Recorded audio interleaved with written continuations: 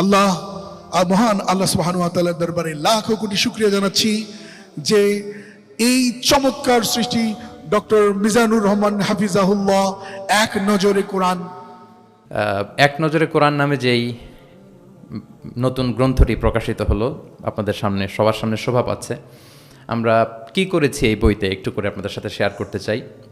এখানে বেসিক্যালি আমি কোরআনের 114 সূরার কোরআনের 114টি সূরার সার নির্যাসকে নিয়ে এসেছি। The cream of the creams এখানে পাওয়া যাবে।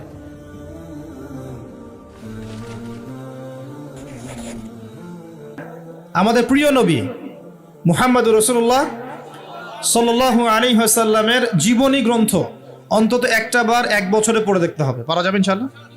একটা বইয়ের নাম বলে দেব, আর রাহিকুল মাখতুম। কি নাম? আর রাহিকুল মাখতুম।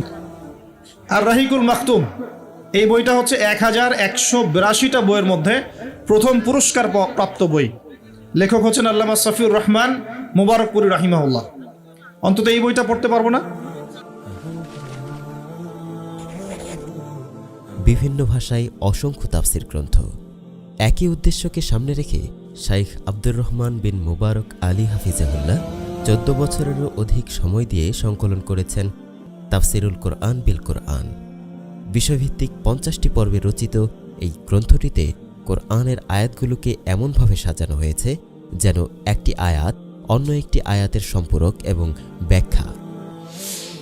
সকল প্রকার ইসলামিক বইয়ের নির্ভরযোগ্য ঠিকানা সাদিয়া ইসলামিক বুক। আজই অর্ডার করতে আমাদের সঙ্গে যোগাযোগ করুন।